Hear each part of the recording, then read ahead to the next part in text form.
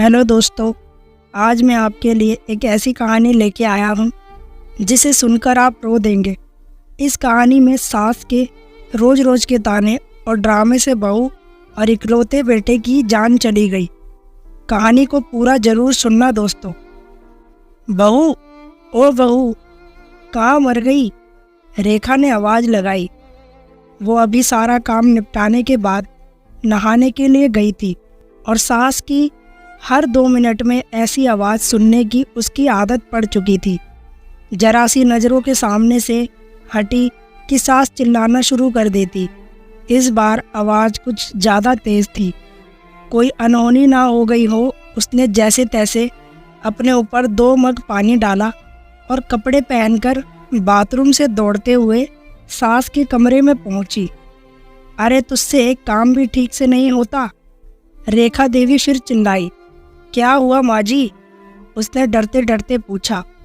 हुआ क्या है? दिखता नहीं कमबख्त, ये कमरे में पानी पड़ा है। आज पोछा नहीं लगाया था क्या? अभी मैं गिर जाती तो मेरी हड्डी टूट जाती। रेखा देवी ने चिल्लाकर कहा। लगाया तो था माँ जी। उसने धीरे से कहा।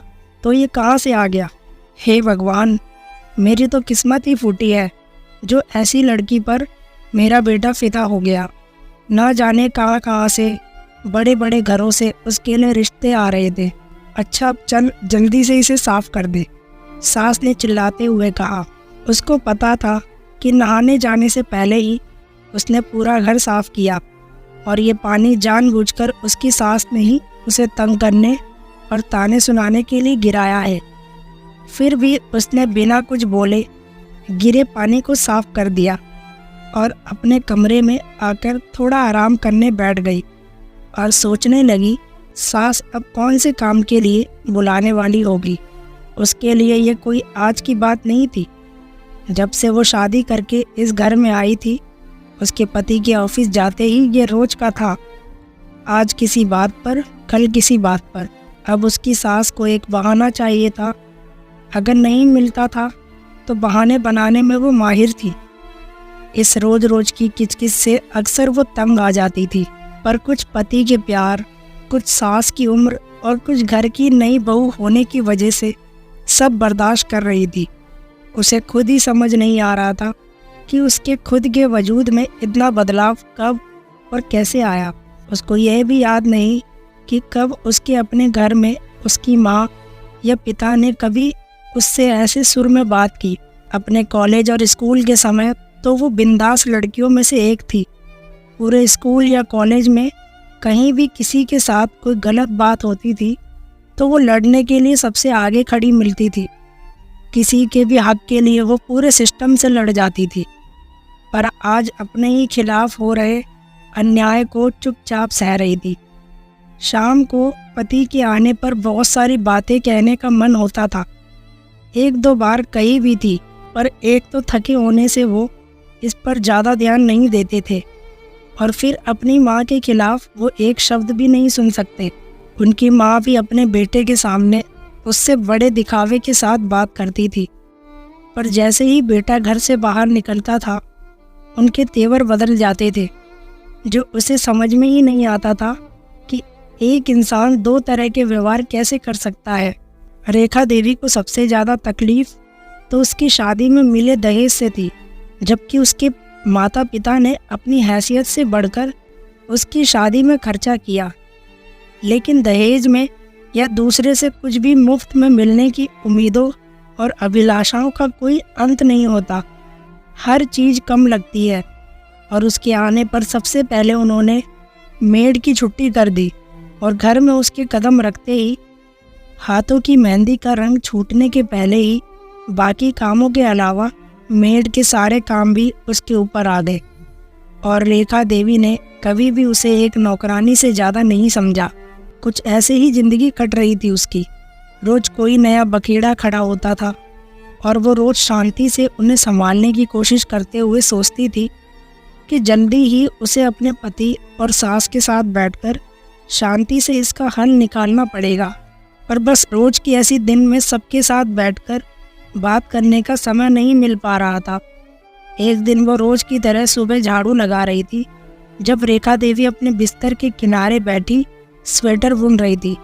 अचानक जैसे ही वह झाड़ू लगाते लगाते उसके पास पहुंची, उसने बिना कुछ देखे बहू को जोर से लात मारी और चिल्लाई, अरे कुछ अक्ल भी है, यह घास चरने गई है। जब मैं कुछ कर रही होती हूँ तभी तुझे काम सूझता है। अभी ही मेरे कमरे में झाड़ू लगानी थी तुझे। क्या तुझे नहीं पता कि मुझे धूल से कितनी एलर्जी है? ये आज का नया बहाना था उसे तंग करने का, क्योंकि घर में रोज ही ऐसे ही काम होते थे और पहले कभी भी ऐसी कोई बात नहीं हुई थी। फिर वो भी अपनी सास के व्यवहार को जानते हुए बहुत संभल के काम करती। वो उनके दिखाई जगह पर सफाई के लिए जैसे ही थोड़ा झुकी, रेखा देवी ने जोर से पैर चलाया और वह बहू के कंधे पर जा लगा। जब तक वो खुद को संभालती, उसका सिर सामने की दीवार से टकराया और वह गिर पड़ी। रेखा देवी चिल्ला उठी, क्या हुआ कलमुनी, मर गई क्या? उठ क्यों नहीं रही? बचा हुआ काम कौन करेगा? चल उठ। वो उनकी कुछ बातें सुन तो रही थी, पर समझ में कुछ नहीं आ रहा था और बड़ी हिम्मत करके जैसे तैसे वो उठने की कोशिश कर ही रही थी कि रेखा देवी ने फिर ठोकर मार दी और सिर दोबारा दीवार से टकरा गया। इस बार बहू बेहोश हो गई थी।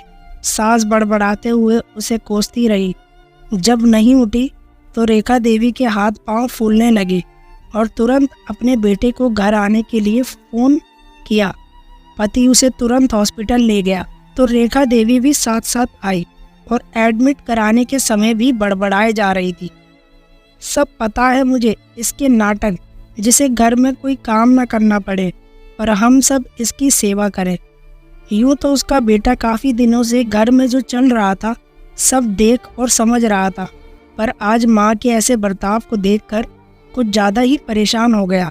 लेकिन इस समय उसे अपनी पत्नी की जान बचाने की पड़ी थी। डॉक्टर की तमाम कोशिशों के बावजूद सिर के अंदर कोई नस फट जाने से पहले तो वो कुछ दिन कोमा में रही और अगले एक ही सप्ताह में उसने दुनिया छोड़ दी। वक्त के साथ साथ बातें कहाँ छुपती है। धीरे धीरे पड़ोसियों की जुबान पर रेखा देवी के बुरे बर्ताव की बातें सामने आने लगी, जिसमें रेखा देवी के बेटे का भी नाम आ ही जाता था। और जब उसको लेकर बातें कुछ ज़्यादा बढ़ने लगी तो उनसे तंग आकर एक दिन रेखा देवी के इकलौते बेटे ने पंखे से लटककर सुसाइड कर ली। अब पूरे घर में दिन भर सन्नाटा रहता था। रेखा देवी कुछ दिनों तक लोगों को दिखाई पड़ती रही और अक्सर घर के अंदर से उनकी आवाज़ें सुनाई पड़ती थी, अरे कलमुड़ी कहाँ मर गई, मेरे बेटे को भी साथ ले गई, चल जल्दी आ जा बहू, घर बहुत गंदा पड़ा है, चल थोड़ा झाड़ू पोछा कर दे। फिर उसी लय में रोते रोते उनकी आवाज़ सुनाई पड़ती थी। बहुत अच्छी बहू थी, कभी शिकायत नहीं करी उसने, अभी हॉस्पिटल में है, इलाज चल रहा है, मेरी वजह से उसका सिर फट गया था ना, मेरा बेटा भी उसी के पास है, लेकिन अब तो वो ठीक हो गई होगी, अरे कोई तो उन दोनों को वापस ले आओ। अब मैं उसे कुछ नहीं कहूँगी। कुछ दिनों के बाद पता लगा कि उनके किसी दूर के रिश्तेदार ने उस मकान को आने पौने दामों में किसी को बेच दिया था, क्योंकि रेखा देवी के पागल खाने में भर्ती होने के बाद उस मकान को देखने वाला कोई नहीं बचा था। दोस्तों, मैं उम्मीद करता हूँ आपको ये कहानी अच्छी लगी होगी। ऐसी और भी कहानियाँ सुनने के लिए आप हमारे चैनल को सब्सक्राइब करें और बेल आइकन दबा लें, जिससे आपको हमारी वीडियो की नोटिफिकेशन मिलती रहेगी।